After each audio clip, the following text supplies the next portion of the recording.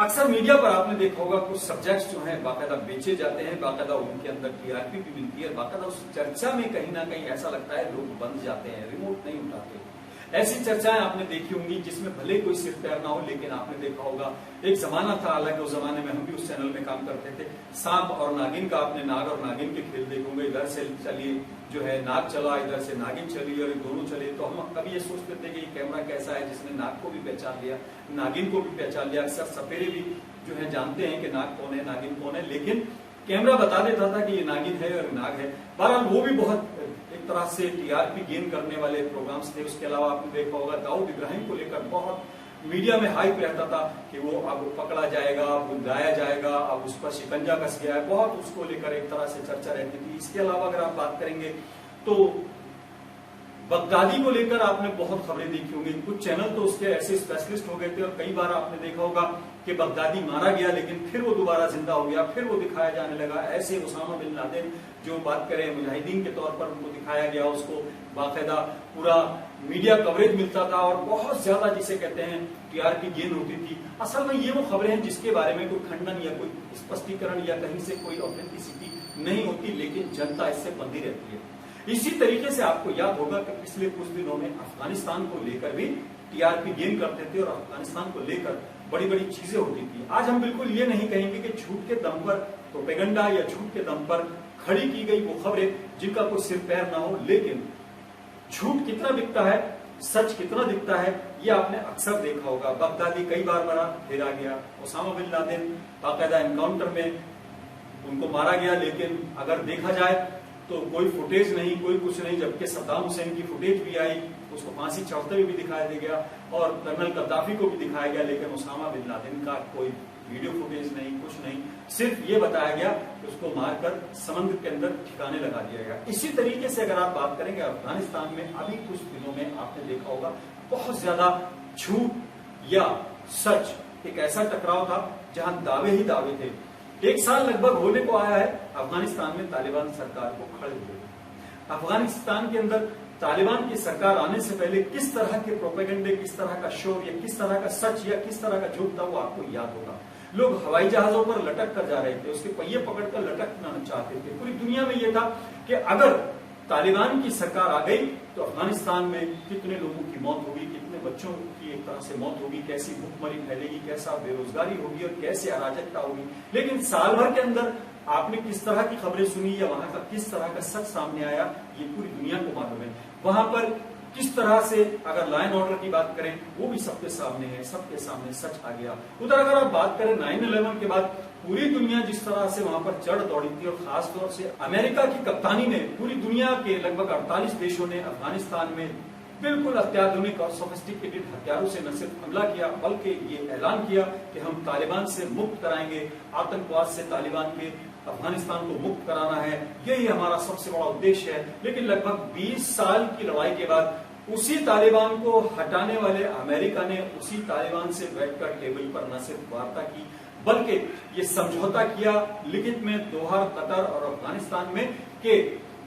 अब यहाँ की शांति व्यवस्था बनाने की जिम्मेदारी तालिबान की है। जिस तालिबान को हटाने के नाम पर, जिस तालिबान को नेस्तनाबूद करने के नाम पर, जिस तालिबान के खिलाफ वहां पर मुहिम चलाई गई, उसी तालिबान से बैठकर न सिर्फ समझौता किया गया बल्कि अफगानिस्तान की शांति की जिम्मेदारी भी उसी तालिबान को दी गई और उसे उसके लिए एक तरह से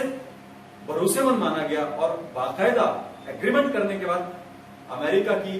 बिल्कुल लेटेस्ट जो फौज थी वो वहां से न सिर्फ निकली बल्कि अगर कहा जाए तो भागी, क्योंकि जो बाइडेन ने बाकायदा कहा कि दुनिया का सबसे बड़ा रेस्क्यू ऑपरेशन था जिसमें हम अपने फौजियों को निकाल लाए, यानी भाग गए, निकाल लाए, रेस्क्यू ऑपरेशन। बहरहाल ये हम इस पे नहीं जाना चाहते कि कौन जीता या कौन हारा, लेकिन हम बात कर रहे थे झूठ और सच के उस प्रोपेगेंडे की या उस नैरेटिव की जिसको लेकर अक्सर मीडिया पर बाकायदा टीआरपी बटोरी जाती रही है। कहा जाता था कि तालिबान आएंगे तो वहां पर एक तरह से जंगल राज हो जाएगा, लड़कियों की आजादी खत्म हो जाएगी, वहां पर जगह जगह एक तरह से अराजकता होगी, आतंकवाद होगा, खून खराबा होगा। लेकिन लगभग 1 साल होने को आ गया है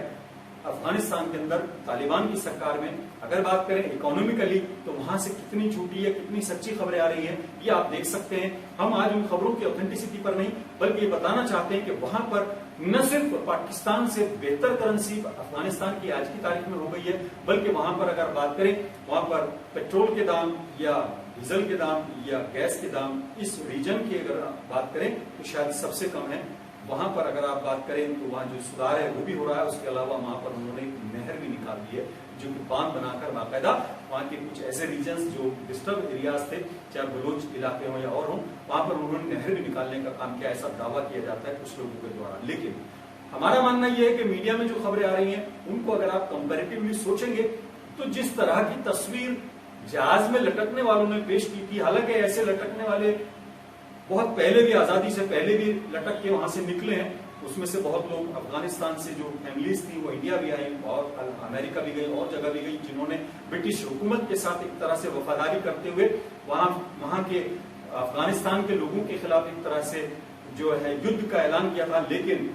अफगानिस्तान के लोगों ने ब्रिटिश हुकूमत को न सिर्फ ब्रिटिश आर्मी को न सिर्फ पूरी तरह नेस्तनाबूद करके हरा दिया था बल्कि उन लोगों को ये बता दिया था कि यहाँ पर किसी तरह की गद्दारी जो है वो इसी हाल में होती। अभी भी अगर कहा जाए तो कुछ लोग ऐसे थे जो कि आज भी अमेरिका के लिए या 48 कंट्रीज के लिए न सिर्फ ट्रांसलेटर का काम कर रहे थे या उनके लिए एक तरह से फैसिलिटेटर बने हुए थे, वो वहां से जिस तरह से निकले उनको जान का खतरा हुआ। तो सबसे बड़ी बात यह कि अफगानिस्तान के अंदर झूठ जिस तरह से परोसा जाता है, एक तरफ तो तालिबान अलग अलग दावे करता है, उनकी सच्चाई क्या होती है ये कभी नहीं पता लगता। वो कहता है कि हम एक